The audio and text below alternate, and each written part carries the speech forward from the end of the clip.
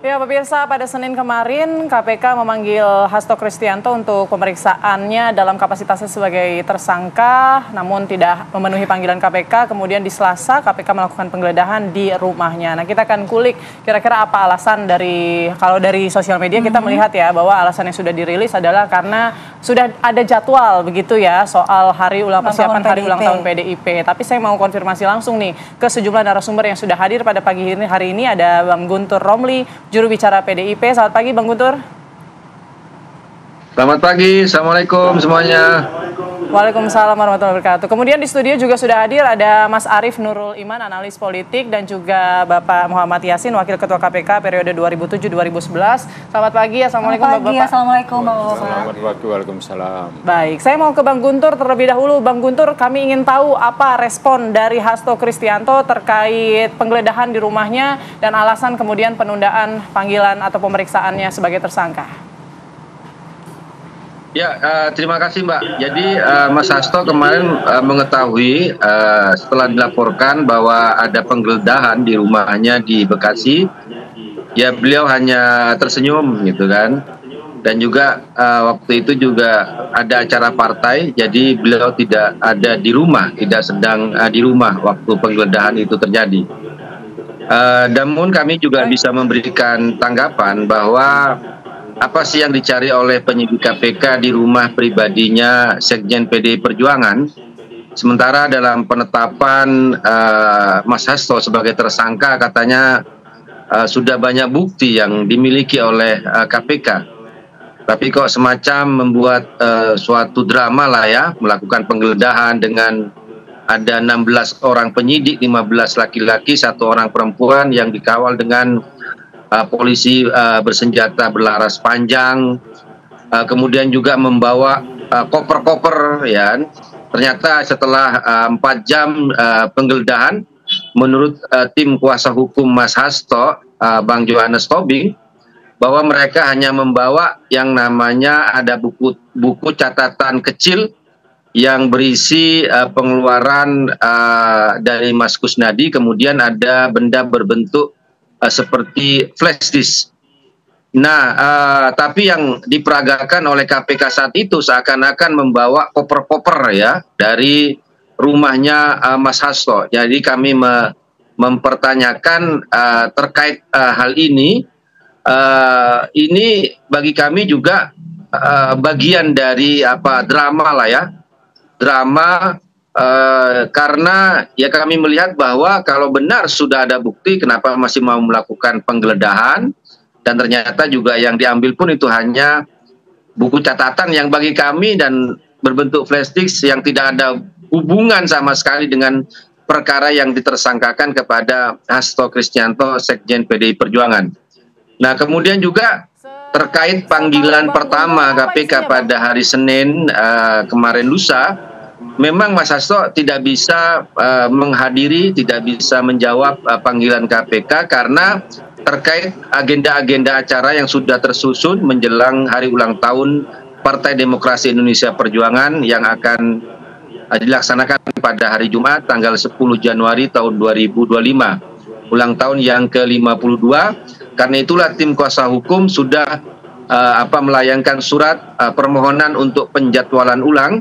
Dan menurut tim kuasa hukum yang juga kami terima, bahwa surat panggilan kedua itu sudah datang dan dijadwalkan pada hari Senin tanggal 13 Januari tahun 2024. Dan pasti Mas Hasto, Sekjen PDI Perjuangan, akan hadir untuk panggilan kedua pada hari Senin nanti. Demikian, Mbak. Berarti dipastikan hadir tanggal 13 Januari. Lalu kalau terkait dengan barang-barang yang disita oleh KPK seperti buku catatan kecil dan flash disk, apakah ada informasi dari Pak Hasto apa isi dari barang-barang tersebut ke Bang Guntur? Untuk panggilan kedua itu dipastikan hadir. Karena kan suratnya menurut tim hukum itu sudah disampaikan kemarin, kalau tidak keliru saya mendapatkan informasi ini. Kemudian juga soal barang-barang apa yang diambil dari rumah Mas Hasto, nanti akan ada konferensi pers ya dari tim hukum. Saya hanya meneruskan apa yang disampaikan oleh tim kuasa hukum yang waktu kemarin mendampingi penyidik melakukan penggeledahan ke rumah Mas Hasto. Namun ingin saya katakan bahwa belasan orang dan juga koper-koper, yang berapa koper itu, ada belasan koper juga Pak yang dibawa-bawa itu kan, itu nggak ada kaitannya dengan penggeledahan itu sendiri dan dengan barang apa yang diambil itu kan. Jadi bagi kami nih kok kayak drama, kayak strategi apa yang mau dimunculkan oleh KPK, padahal kan di situ seakan-akan ya Pak Hasto itu kayak mencuri uang negara berapa gitu, jadi harus digeledah, harus dicari uangnya dan sebagainya. Nah, kemudian dibuatlah semacam apa drama, pakai koper-koper di bawah, ternyata itu kan barang-barangnya KPK itu sendiri gitulah. Itu Mbak yang bisa saya sampaikan itu. Baik, saya mau langsung ke Pak Yasin. Pak Yasin, tadi pertanyaan Bang Guntur, drama apa yang sedang disiapkan KPK ini, bagaimana Pak Yasin menanggapinya? Ya, penanganan kasus hukum oleh KPK itu karena sudah masuk, ini kan sudah tersangka, itu sudah ada upaya paksa masuk pada area pro justisia.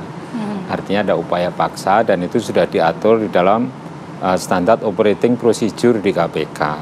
Bahwa kalau sudah tersangka diikuti dengan penggeledahan, penyitaan, itu diatur dalam pasal 12, baik Undang-Undang 30 2002 maupun Undang-Undang 19 itu kan masih muncul lagi di situ. Pasal 12 ayat 1 huruf A sampai huruf I. Nah, itu diantara itulah punya kewenangan KPK untuk menyita, ya, menyadap, menyita, menggeledah, itu seperti ya.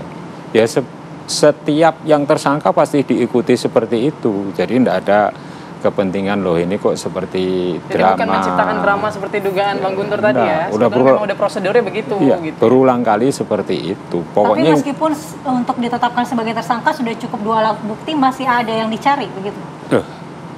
Saya katakan tadi bahwa itu setiap kali orang tersangka diikuti dengan penggeledahan dan penyitaan. Hal-hal yang terkait ya untuk apa? Untuk pengembangan penyidikan dan untuk juga membuat katakanlah info baru atau data-data baru selain 2 alat bukti yang cukup dan barang-barang bukti yang lain itu nanti disertakan pada saat di pengadilan, yaitu ikut di dalam suatu pemberkasan yang akan dibuat oleh jaksa penuntut umum untuk melengkapi itu, untuk memperkuat bukti bahwa kasus yang sedang diproses oleh KPK itu adalah merupakan suatu katakanlah pidana yang sulit untuk dipatahkan gitu loh, untuk meyakinkan hakim kan prosesnya itu nantinya itu ujungnya ke sana gitu loh. Baik. Jadi, Pak Yasin, kalau terkait dengan permintaan dari Hasto sendiri untuk menunda penyidikan, apakah ini bisa diterima alasannya Pak? Kalau penyidikan sudah masuk, artinya penetapan tersangka itu tahapannya adalah tahap kedua setelah penyelidikan. Nah, setelah itu nanti tahap ketiga itu adalah penuntutan setelah pemberkasan perkara ya yang dilakukan oleh jaksa penuntut umum di KPK itu prosedurnya seperti itu. Kalau penundaan untuk dipanggil kembali sebagai tersangka itu seharusnya KPK-nya ya, ini kan saya harus mengkritik KPK juga. Kalau begitu tersangka itu ya udah ditahan. Jadi untuk memudahkan proses penyidikan dan dalam aturan itu agar tidak mengulangi perbuatannya, yang kedua agar tidak menghilangkan barang bukti sehingga perlu ditahan. Maksudnya itu ini ditahan pada saat pemeriksaan sebelumnya? Berarti tahun ditahan lalu, pada waktu status tersangka ya baru-baru ini, tersangkanya kan baru-baru ini. Tahun lalu kan belum tersangka. Tapi gitu kan loh. udah sprindik udah keluar. Lah iya, tapi tersangkanya itu kan baru-baru ini. Sprindik itu keluar saat itu dinyatakan tersangka. Lah tahun lalu kan belum tersangka. Kan baru ini tersangkanya. Jadi untuk pemahaman kepada publik, tersangkanya Hasto Kristianto itu baru, bukan tahun lalu. Malah tahun lalu itu pimpinannya diduga ikut menghalang-halangi penangkapan si Harun Masiku.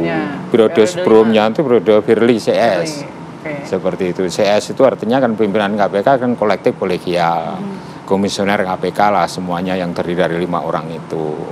Diduga ya ikut menghalang-halangi, itu artinya ya tidak independen gitu loh, masih bisa diperintah oleh pihak luar.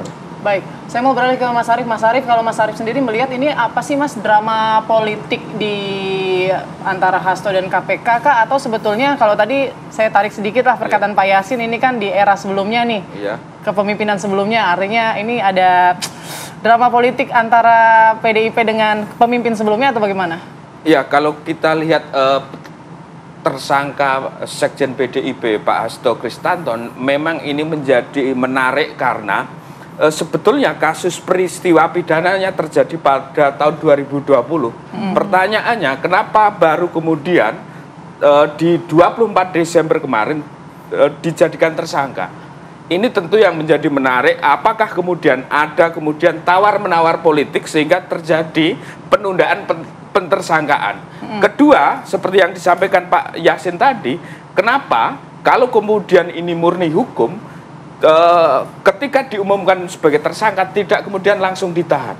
Ini kemudian yang menjadi pertanyaan publik. Kasus ini kental nuansa politisnya seperti yang disampaikan Mas Guntur Romli. Faktor lainnya saya kira banyak kasus-kasus korupsi besar yang justru tidak menjadi prioritas untuk disidik oleh KPK. Ini tentu kemudian yang memunculkan spekulasi publik bahwa ini kriminalisasi, politisasi dan lainnya dan sebagainya. Tetapi yang perlu saya tegaskan, KPK bagi saya harus independen dan kemudian tidak menjadikan sebagai alat politik. Itu saya kira yang paling penting.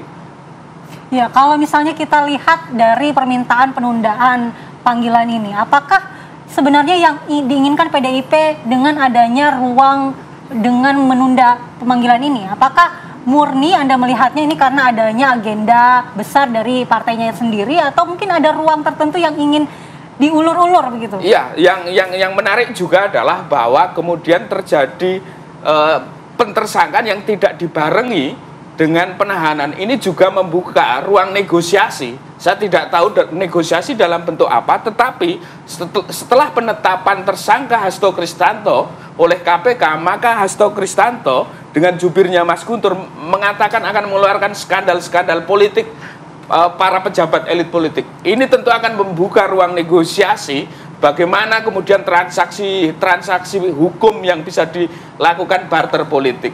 Kita tahu KPK hari ini sudah berbeda dengan KPK ketika pimpinan Pak Yasin yang sekarang di bawah kekuasaan. Itu saya kira yang penting digarisbawahi. Iya, tapi publik juga mencurigai gitu. Ini ruang negosiasi atau ruang intervensi nih begitu? Nah, bisa dua-duanya. Kalau tidak negosiasi, potensi juga intervensi. Ini perlu yang dikawal oleh publik. Baik intervensi dari kekuatan politik non kekuasaan atau dari sisi kekuasaan. Atau sebelum kekuasaan sebelumnya. Oke, baik. Saya mau kembali ke Bang Guntur. Bang Guntur, kalau misalnya ternyata permintaan penundaan pemeriksaan ini tidak dikabulkan KPK, lalu apa langkah yang akan dilakukan Hasto Kristianto maupun juga PDI Perjuangan? Tapi nanti ditahan dulu Bang Guntur, usai jeda kami akan kembali sesaat lagi.